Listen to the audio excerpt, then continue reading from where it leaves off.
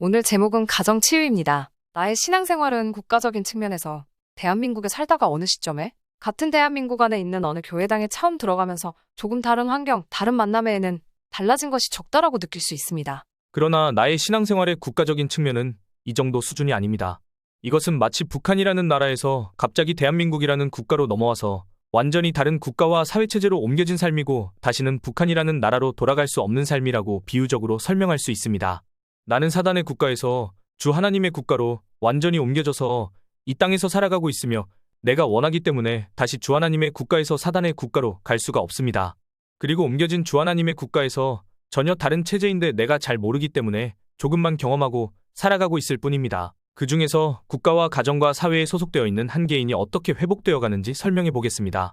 특히 어떤 가정이라는 공동체 안에 소속되어 있는 한 개인이 북한에서 한국으로 넘어와서 완전히 달라진 삶을 살고 이전 북한에서 한 가정의 유전적 가문적으로 영향받고 살아왔던 개인의 삶에서 변화와 회복되는 과정을 가정치유라고 정의하겠습니다. 첫째로 이것을 쉽게 설명하기 위해서 북한과 한국을 비교하여 설명하겠습니다.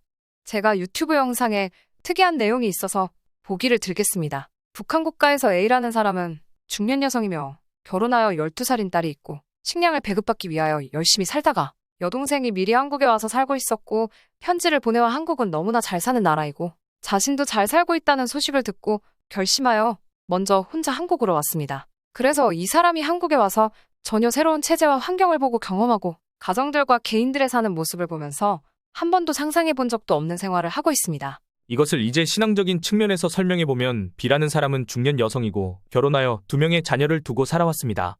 어느 날 잘 되던 개인 사업이 불경기로 매출이 줄어들고 빚은 늘어나고 가정 내 다툼이 심해지고 고민 가운데 살아가다가 전도자를 통해서 예수님을 그리스도로 받아들이고 그리스도로 인하여 하나님 나라로 옮겨졌으며 이 나라의 통치자는 주 하나님이시고 자신은 그분의 자녀이며 그리스도의 영이 자신 안에 들어오셔서 인도하시고 기도하면 주 하나님께서 응답하심을 경험하고 그 외수 없이 많은 권리와 의무를 배웁니다. 둘째로 북한 국가에서 A라는 중년 여성은 한국에 와서 전혀 새로운 체제와 환경을 보고 경험하면 경험할수록 가정들과 개인들의 사는 모습을 보면서 경험이 많아질수록 지금도 여전히 북한에서 국가의 감시를 받으며 살아가는 가정들 먹을 식량 자체가 거의 없어서 고생하는 가족 구성원들이 떠오르면서 가슴이 아프면서 저절로 비교가 됩니다. 이 부분은 이전의 경험이 내 몸속에서 기억되어 있기에 계속 비교되면서 떠오릅니다. 내가 이 한국 땅에서 이 부분의 경험이 많아질수록 개인의 삶이 풍성해지며 이전 과거에 대해서 재해석이 되어집니다. 이것을 신앙적인 측면에서 설명한다면 B라는 중년 여성이 주 하나님 국가로 와서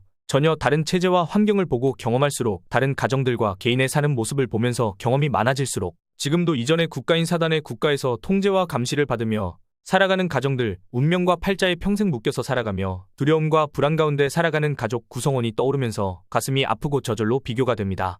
이 부분은 이전의 경험이 내 몸속에서 기억되어 있기에 계속 비교되면서 떠오릅니다.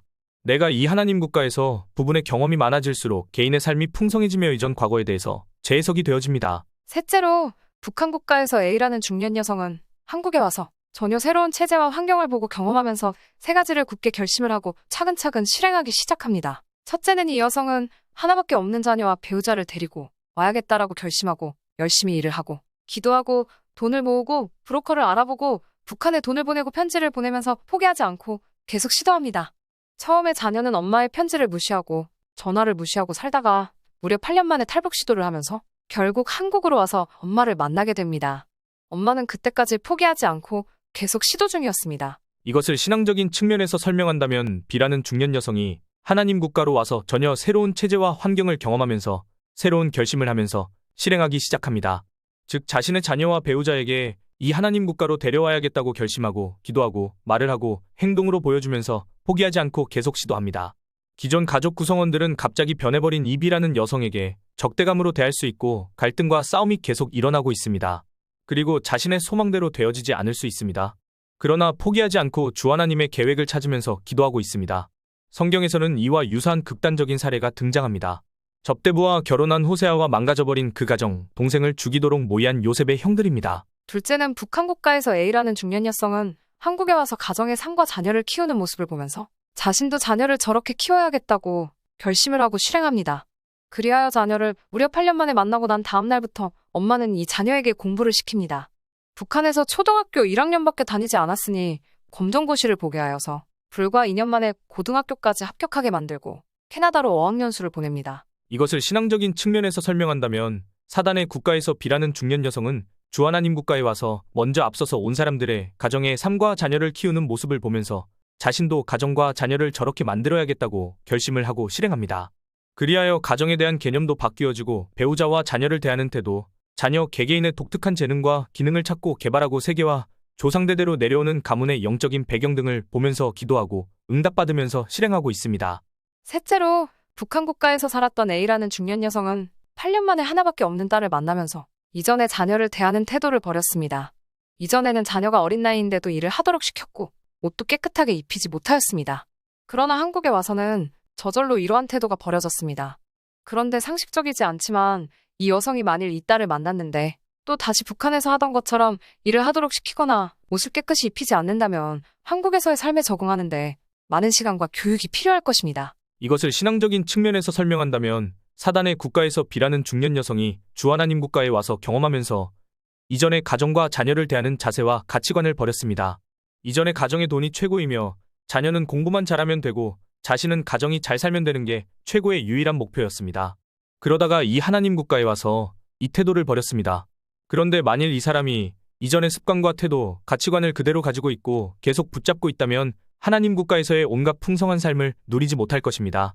우리가 빨리 버려야 할 것이 있습니다. 첫째는 가정과 가족 구성원에게 절대적인 영향을 미치는 사단의 국가의 체제와 문화입니다. 나는 뛰어나더라도 내 부모나 조상들이 뛰어나더라도 나의 모든 영적인 배경과 국가는 사단의 통제 아래 있습니다.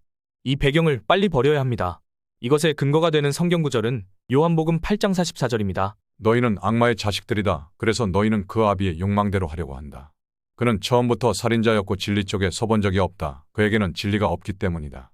그는 거짓말을 할 때마다 제 본성을 드러낸다. 그는 정녕 거짓말장이이며 거짓말의 아비이기 때문이다. 이 국가체제에서 온갖 강력한 정보가 쏟아지며 누구나 다 무의식적으로 받아들이고 행동하며 다른 사람에게 전파하고 누구도 이길 수 없으며 다 순종합니다.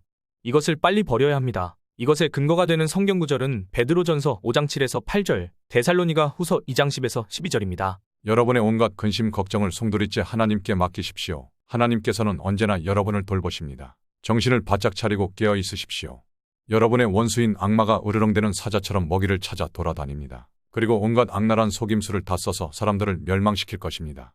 그 사람들은 진리를 받아들이지도 않고 사랑하지도 않기 때문에 구원을 얻지 못할 것입니다. 하나님께서는 그런 자들에게 혼미한 마음을 주시어 거짓된 것을 믿도록 하셨습니다. 결국 진리를 믿지 않고 악을 좋아하는 사람은 모두 단죄를 받게 될 것입니다. 둘째는 가정과 가족 구성원의 독특한 삶입니다. 이 부분을 버려야 합니다. 즉, 한 개인은 한 개인으로 존재할 수 없고 한 개인이 자신의 성격을 스스로 만든 것도 아닙니다. 한 개인은 한 가정의 구성원 중 한 명이고 부모의 영향을 절대적으로 받아온 사람이며 적어도 3대의 유전적, 가문적 영향을 그대로 받아온 사람이고 후손들의 삶에까지 결정적으로 영향을 미칠 사람입니다. 그러므로 이전에 살아온 삶을 되돌아보며 어떤 부분을 과감히 재해석하며 버려야 합니다. 이것을 나열한다면 각 가정에 일어나는 가족 구성원 간의 갈등, 이전의 상처와 실패 경험, 환경과 배움에 대한 상처 등입니다. 여기에 도전하는데 조금이나마 답이 되는 말씀이 있습니다. 빌립보서 4장 6에서 7절입니다. 아무 걱정도 하지 마십시오. 언제나 감사하는 마음으로 기도하고 간구하며 여러분의 소원을 하나님께 아뢰십시오. 그러면 사람으로는 감히 생각할 수도 없는 하나님의 평화가 그리스도 예수를 믿는 여러분의 마음과 생각을 지켜주실 것입니다. 오늘은 나라는 존재는 국가의 체제하에서 부모와 3대의 유전적 가문적인 절대적인 영향을 받으며 살아온 한 개인의 이전의 삶이 재해석되고 치유되는 과정을 가정치유라고 정의하였고 어떻게 치유하는지에 대하여 개괄적으로 알게 되었습니다. 지금까지 쉬운 복음 메시지를 전하는 내 안의 교회였습니다.